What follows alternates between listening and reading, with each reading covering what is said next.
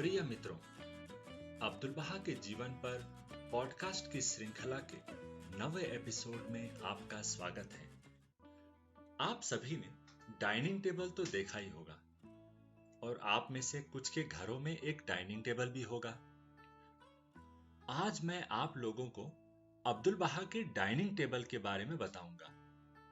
आप लोग सोच रहे होंगे कि इस टेबल की क्या खासियत हो सकती है भला।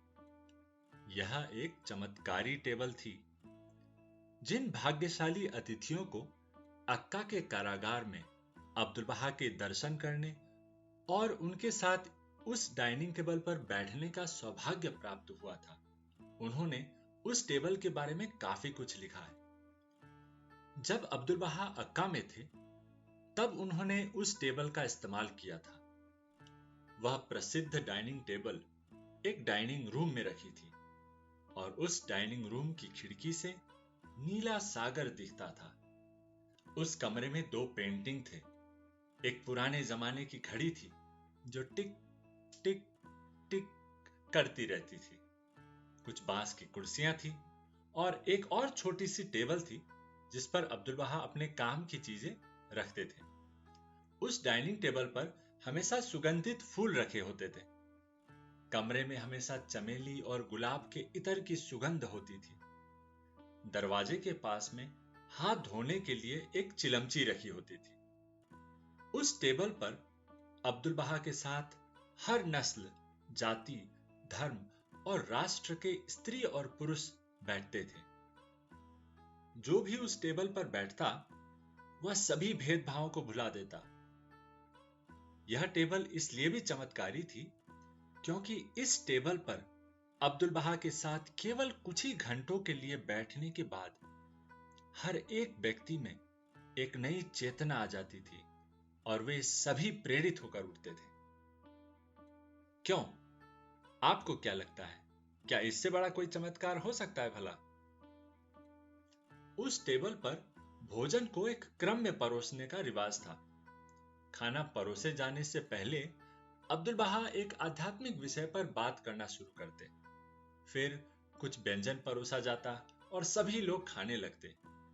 अब्दुल बहा यह निश्चित करते थे कि सभी लोग अच्छी तरह से खा रहे हैं। कुछ देर बाद व्यंजन हटा दिए जाते और उस दौरान अब्दुल बहा अपनी बातों को फिर से जारी रखते। फिर कुछ और व्यंजन परोसे जाते और सभी लोग खाने का आनंद लेते। भौतिक शरीर और आत्मा दोनों का पोषण उस टेबल पर एक साथ होता था। कभी अब्दुल बहा ईश्वरीय अवतारों के बारे में बताते तो कभी उपवास के विधान के बारे में, कभी रिजवान के बगीचे के बारे में बताते तो कभी रहस्यों के बारे में, कभी ताहिरे के बारे में बताते तो कभी सैयद काजिम के बारे में। इस डाइनिंग टेबल पर अब्दुल बहा द्वारा दिए गए वार्ताओं में से 12 वार्ताएं हाल ही में अनुवादित हुए हैं। अब्दुल बहा सुंदर सुंदर विचारों को इस कोमलता से व्यक्त करते कि उन्हें कभी नहीं भुलाया जा सकता था।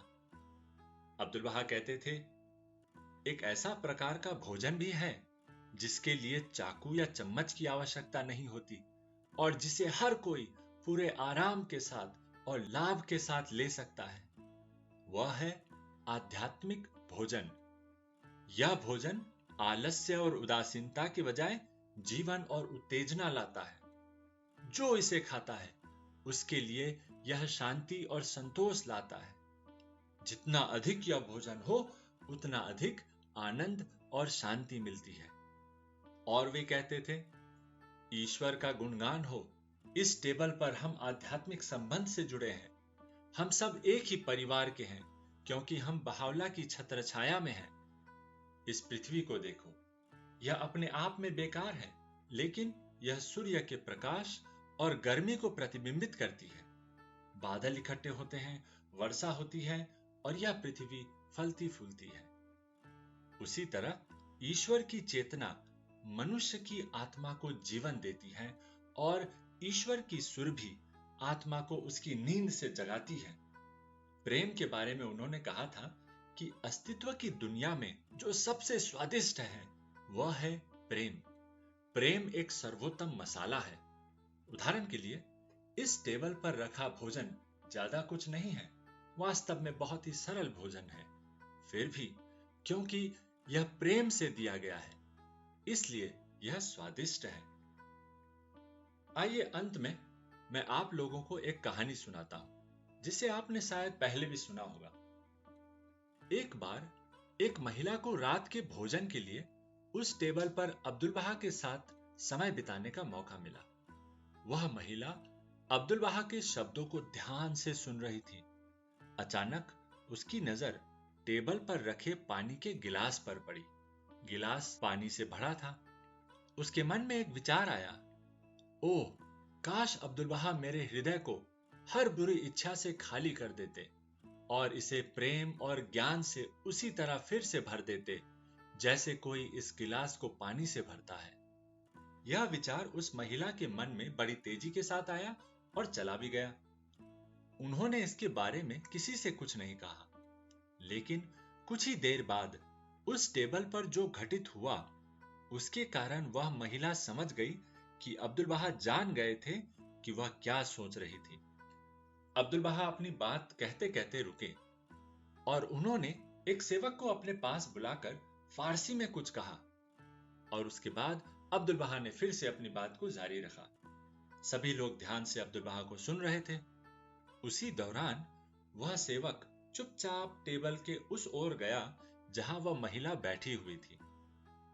उसने वह ग्लास उठाया, कमरे के कोने में रखे चिलमची में ग्लास के पानी को खाली कर दिया और फिर खाली गिलास को उस महिला के सामने लाकर रख दिया। कुछ देर बाद अपनी बात को जारी रखते हुए अब्दुल बहा ने टेबल पर से पानी का एक जग उठाया और बड़े स्वाभाविक ढंग से धीरे धीरे उस महिला के ग्लास को पानी से भर दिया। वहां उपस्थित किसी को भी पता नहीं चला कि क्या हो रहा था, लेकिन वह महिला जान गई कि अब्दुल बहा उसके मन की इच्छा को पूरी कर रहे थे।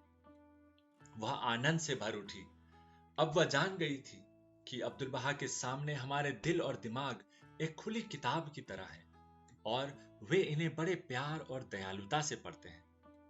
क्या आपको लगता है कि अब्दुल बहा को अभी भी पता है कि हम इस वक्त क्या सोच रहे हैं?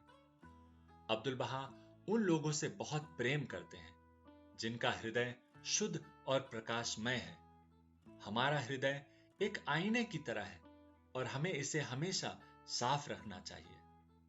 क्या आपने कभी एक ऐसा आईना देखा है जिस पर बहुत सारी धूल जमा हो? नफरत, ईर्ष्या और बुरे विचार उस धूल के जैसे हैं जो एक आईने को चमकने से रोकता है। जब हमारा हृदय साफ होता है, तब इसमें ईश्वर का प्रकाश साफ दिखने लगता है और दूसरों को भी हम यह प्रकाश दे सकते हैं और उन्हें खुशी दे पाते हैं। बहावला ने हमें कहा है, हे चेतना के पुत्र, मेरा प्रथम परामर्श यह है, एक शुद्ध, दयालु एवं प्रकाशमय हृदय धारण कर। वो आवाज सुनो जो हमारे हृदयों को आनंदित कर दे। वो आवाज सुनो जो हमारे हृदयों को आनंदित कर दे। पहला उपदेश है प्रभु का, एक शुद्ध हृदय धारण कर एक दयालु हृदय और प्रकाशमय हृदय। वो आवाज सुनो जो हमारे हृदयों को आनंदित कर दे। हृदय तो एक खजाना है अनमोल ये उपहार। हृदय तो एक खजाना है अनमोल ये उपहार। स्वामी की एक कृपा है ये, सांसारिक इच्छाओं की ज्वाला से इसे बचाना है और मुक्त हो उड़ने देना है।